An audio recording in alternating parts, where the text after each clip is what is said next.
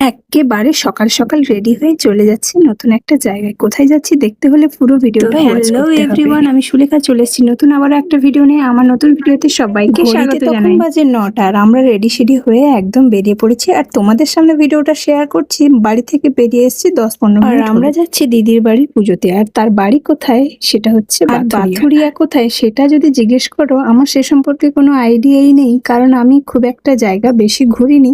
আর কোন জায়গার কি নাম কোনটা কোথায় অবস্থিত সেটা ঠিক জানি না, তবে হ্যাঁ পূর্ব মেদিনীপুরেই অবস্থিত। ওদের বাড়িতে আবার একটা রাত থাকারও প্রোগ্রাম আছে। তো তাদের বাড়িতে সারাটা দিন কি করলাম, কেমন ভাবে ঘুরে কাটালাম পুরো দিনটা, সেটা তোমাদের সাথে পুরোটাই শেয়ার করব। তোমরা জানো ওদের বাড়ি যেতে আমাদের বেশ অনেকটাই সময় লাগে, আর যেহেতু আমরা বাইকে করে যাচ্ছিলাম যেতে যেতে কিন্তু এই প্রচন্ড রোদে আর রাস্তা খারাপের জন্য প্রচন্ড অসুবিধা হচ্ছিল, তাই আমরা রাস্তার মাঝখানে এক দুবার দাঁড়িয়ে বিশ্রাম নিয়ে গেছি। এর বাড়ি হলে যেতে যতটা না ভালো লাগে, কিন্তু যাওয়ার যে ওই যে জার্নিটা ভীষণই কষ্টকর হয়। তো অবশেষে আমরা কিন্তু পৌঁছে গেছি, আর গিয়ে যখন দেখি ঘটোত্তোলন করা হয়ে গেছে আর এই যে ঠাকুরের পুজো শুরু হতে চলেছে। ছেলের ছিল বাতাসা হইলোট মানসিক, তাই গেছিলাম ওখানটায় ওই মানসিকটা শোধ করার জন্য। আর গিয়ে যখন দেখি পুজো তো শুরু, আর আমি যে দেবো ভেবেছিলাম অঞ্জলি, তাই বসেছিলাম। পুজো দিয়ে অঞ্জলি দিয়ে উঠতে পুরো হয়ে গেছিল সন্ধে 6টা। আর এখন চলছে সন্ধ্যারতি। সন্ধ্যারতির কাজটা ভীষণই ভালো লাগছিল দেখতে, কারণ খুব সুন্দর বাদ্যি সহকারে চলছিল। আর আমার খুব পেয়ে গেছিল খিদে, তাই আমি একটু চা বিস্কিট খেয়ে নিয়ে বেরিয়ে পড়লাম পুরো প্যান্ডেলটা দেখতে। ঘরোয়া পুজো হলেও খুব বড় একটা প্যান্ডেল ছিল। ঘরোয়া পুজো হলেও কিন্তু এখানটায় প্রচন্ড পরিমাণে বাতাসার হল্লুট হবে। তো এই দেখো আমার ছেলের তো শুধু ছিল 3 গামলা, যেহেতু ও ছিল 20 কিলো ওজনের, তাই ওর 20 কিলো ওজনের বাতাসা। খারাপ লাগছিল একটি কথা ভেবে, আমার ননদের যা আমার সাথে একটা ভিডিও বানাবে বলেছিল, কিন্তু খুব একটা সময় সেরকম হয়ে ওঠেনি। তাকে এই ভিডিওটাতে একটুখানি দেখে তুলে নিয়েছি। তো সে বলেছিল আমার সম্বন্ধে একটু কিছু বলে দিও। এই দেখো দিদিভাইটা চা করছে, আর যে আমি যে চাটা খাচ্ছিলাম চাটা কিন্তু ওই দিয়েছে, খুব সুন্দর চা। ওদের ঘর ভাঙা হয়ে গেছে, তাই ওদের কিন্তু অ্যাডভেস্টার দিয়ে এইভাবে নতুন একটা থাকার জন্য বাড়ি তৈরি করেছে। আগের বার যখন এসেছিলাম এদের বাড়িতে বিশাল একটা মাটির ঘর ছিল, আর মাটির ঘরটা দোতলাও ছিল। আর মাটির ঘরটা কিন্তু হেভি ঠান্ডা হয়।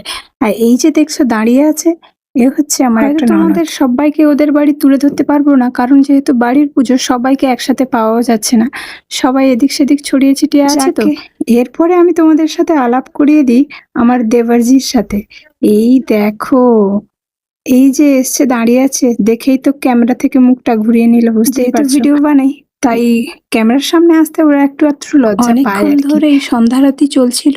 সন্ধ্যারতির পরে কিন্তু আবার গানের আসর বসবে, সঙ্গে সঙ্গে লোকেদের খাওয়ানোও হচ্ছিল, কারণ প্রসাদ খাওয়ানো রাত্রেবেলা হচ্ছিল। আর সেই সময় অনেকটাই ভিড় ছিল, কারণ আশেপাশের অনেকেই কিন্তু প্রসাদ খেতে এসেছিল। শুধু কি বাদ্যি বাজছিল জানো, বাচ্চাদের হাতে একটা করে ঝুরঝুরিও দেওয়া হয়ে গেছিল।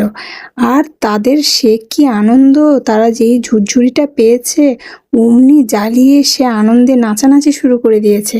আর সেটা তো তোমরা দেখেই বুঝতে পেরে গেছো যে কতটা আনন্দ হয়েছে ওরা ঝুরঝুরিগুলো পেয়ে। আমরা এগুলোকে ঝুরঝুরি বলি, আমি জানি অনেকে হয়তো এটাকে রংবাতি বলে থাকো। তো তোমরা তোমাদের ভাষায় কি বলে থাকো কমেন্ট বক্সে জানিয়ে যেও। প্রায় রাত 10:30 কি 11টা হবে, তখনও কিন্তু বাতাসা হুল্লোড় শুরু হয়নি। আর একটু পরেই বাতাসা হুল্লোড় হবে। আমি কিন্তু বাতাসা হুল্লোড়ের ভিডিওর ক্লিপ নিতে পারিনি, কারণ আমিও একটা গামলা মাথার উপরে নিয়ে ঘুরছিলাম আর বাতাসাও ছোড়াছুড়ি করছিলাম, তাই তোমাদের সাথে ওই ভিডিওটা শেয়ার করতে পারিনি। তার জন্য আমি দুঃখিত, কারণ এখানে ক্যামেরা ধরে দেওয়ার মতনও সেরকম কেউ ছিল না। যেহেতু 3টে গামলা ছিল, আমার হাজবেন্ড একটা নিয়েছিল আর আমি একটা নিয়েছিলাম। তো অবশেষে কিন্তু আমাদের ফেরার পালা। আর ফেরার সময় ওদের বাড়ির কাছে এই বাথুয়ারির কালী মন্দিরটা যেহেতু খুব বিখ্যাত, তাই তোমাদের সাথে একটু শেয়ার করে দিলাম। আসার সময় সবকিছু ঠিক ছিল, কিন্তু এই যে এখানকার এত খারাপ রাস্তা, যেটা তোমাদের সাথে শেয়ার না করেই পারলাম না। তো চলো এদিকের রাস্তাঘাটটা কেমন তোমরাও দেখো। আর সাথে সাথে যদি কোনো বড় মহলের কাছে এই রাস্তার খবরটা গিয়ে পৌঁছায়, তারা যাদের রাস্তা মেরামতিটা করে, সেই জন্য মেরামতি কাজটা কতটা হতে পারে সেটা কিন্তু তোমাদের উপরে নির্ভর করবে। কারণ তোমরা যদি একটু ভিডিওটাকে শেয়ার করে দাও, তাহলে অনেকের কাছেই ছড়িয়ে পড়বে এই রাস্তার ভিডিওটা। দেখো মাঝখানে চারিদিকেই শুধু গাড্ডা বড় বড়, আর গাড়ি যাতায়াতে, এমনকি মোটর বাইকে করে যাতায়াতেও ভীষণ সমস্যা হয়। কিছু না হোক এই রাস্তাটার জন্য অন্তত তোমরা তোমরা ভিডিওটা একটু শেয়ার করে দিও। আর হ্যাঁ, আমরা কিন্তু বাড়িতে প্রায় একদম কাছাকাছি পৌঁছে গেছি। তো আজকের ভিডিওটা কেমন লাগলো একটু কমেন্ট বক্সে জানিয়ে যেও। যদি ভালো লেগে থাকে তাহলে পরবর্তী ভিডিও দেখতে হলে পেজটাকে ফলো করে দিতে কিন্তু একদমই ভুলে যেও না। আর সবাইকে অনেক অনেক শুভেচ্ছা রইলো। ভালো থেকো, সুস্থ থেকো, টাটা।